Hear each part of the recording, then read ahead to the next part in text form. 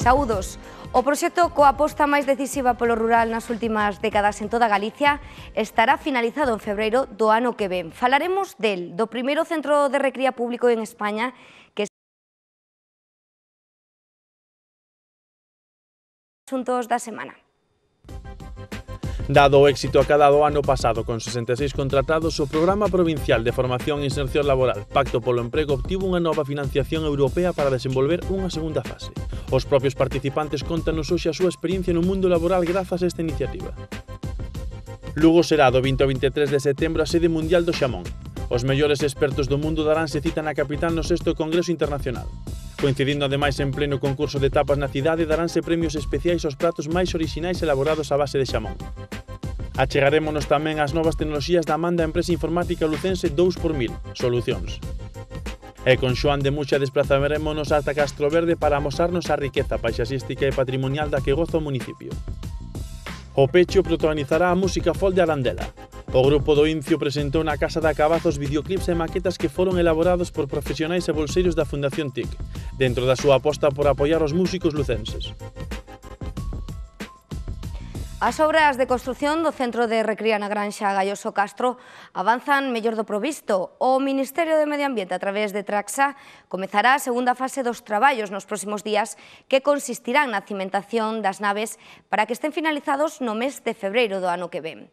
O futuro centro, dotado en 12 millóns de euros, está financiado completamente pola Deputación. Triplicará en capacidade os existentes en Galicia e aforrará aos gandeiros galegos os 300 euros do que gastan por recriar fora da comunidade. A celeridade co que se están a levar a cabo os traballos na Granxa de Castro permitirán que nun mes xa se comecen a ver as primeiras estruturas das 13 naves que se levantarán no terreo.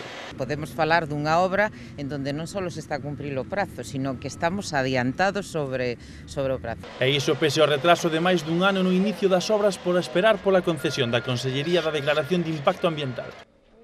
Nunha visita do presidente provincial a pé de obra, a presidenta da empresa adxudicataria Traxa avanzoulle os próximos pasos na execución dos traballos. Para nosotros, eu digo, o leite é importantísimo, o leite e a carne de vacuno é importantísima, como para outros territorios, como por exemplo Vigo, é importante a Citroën, non? E o que quero esperar, e o que espero, é que unha xunta, por unha vez, nestes 2 anos e medio que levan xa de goberno, pois reoriente a súa mirada hacia o rural e apoie un proxecto que non é solamente desta provincia, senón que é un proxecto, eu creo que de toda a comunidade autónoma. A magnitude do proxecto é tal que triplicará a capacidade dos 14 centros de recría existentes en Galicia. Polo momento, o organismo provincial leva investido 6 millóns de euros na primeira fase das obras coas que ademais se xeraron novos postos de traballo. Para nós, que somos unha empresa pública, pois é especialmente importante poder estar mantendo emprego e crear emprego en este momento. O futuro centro será unha realidade no mes de febreiro. Acollerá 3.000 novillas e permitirá aforrarlles a cada gandeiro un gasto de 300 euros por recriar fora da comunidade, o que contribuirá ao mantenemento das explotacións gandeiras na provincia en tempos complicados para o sector. O Pacto Provincial polo Emprego xa está a dar resultados palpables. 66 participantes nos cursos que se impartiron teñen hoxe un contrato laboral.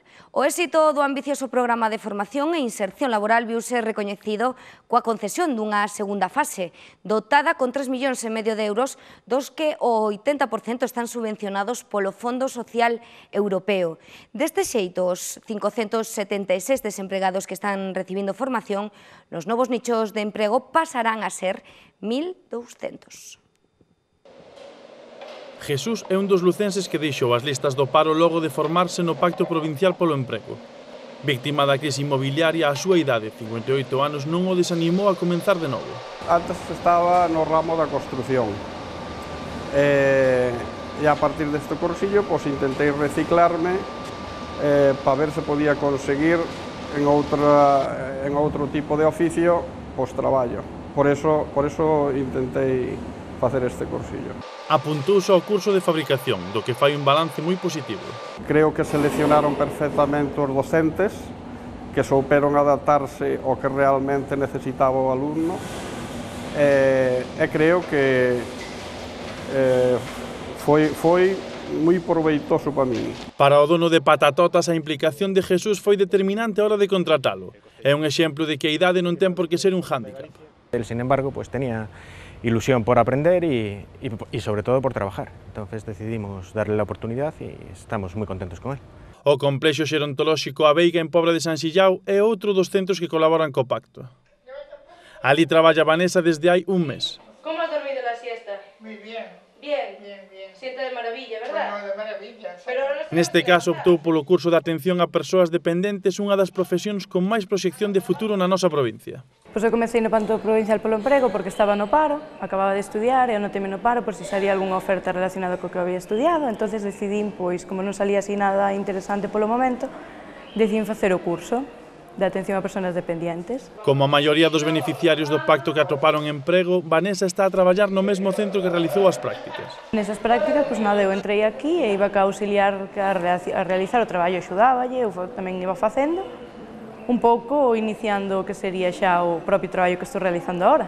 Para o desenvolvemento da parte práctica, a Diputación levou a cabo 120 convenios con 91 entidades sociais e empresas pertencentes a 22 concellos da provincia.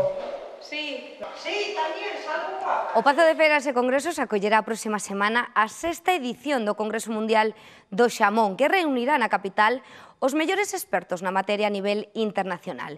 Coincidindo ca celebración do evento, Concello e Deputación inaugurarán a nova Praza de San Marcos, rehabilitada co Plan Urbán e que será o escenario de varias das actividades que inclúe o Encontro Internacional. Ademais, o organismo provincial deseñará rutas especiais co kilómetro cero para poñentes e acompañantes, e a Fundación TIC cubrirá o evento para difundir en varios medios de comunicación. O comité organizador está a pechar estes días os últimos detalles para que a cita sexa todo un éxito. Como noutras edicións, a parte científica ocupará boa parte da programación. Os mellores expertos do Xamón presentarán os últimos avances na materia. Hai poñencias que van encaminhadas á reducción de sal no Xamón por temas de hipertensión e despois os encargados, os responsables de adiantarnos todas esas novidades e esas primicias son, utilizando algo taurino, os mellores espadas do mundo do Xamón. A celebración da cita na capital da muralla será unha oportunidade única para promocionar a calidade do noso produto.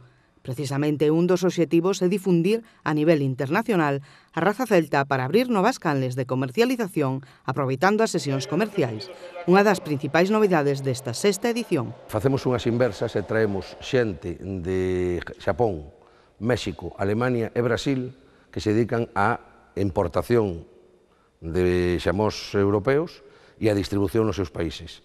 Iso foi unha solicitude por aclamación de todo o Comité Científico cando nos reunimos en Madrid. Dixeron que 4 países son os 4 países diana donde España está facendo os maiores esforzos de exportación. Tampouco faltarán as actividades lúdico-turísticas para dar a coñecer Lugo. Para este cometido, a Deputación, a través de Kilómetro Cero, ofrecerá aos acompañantes diferentes rutas. Van a facer durante todos os días diferentes rutas pola nosa provincia, dende a Mariña Lucense, a Ribeira Sacra, a Montaña Lucense, van a estar presentes e van poder ver todas esas maravillas que temos nesta provincia e que seguro contarán e seguro farán que esos maridos que non van poder velas porque van a estar traballando, repitan. O evento estará ademais aberto por primeira vez á cidadanía con degustación das diferentes denominacións de orixe que existen en España e demostracións de cortadores especializados na nova Praza de San Marcos.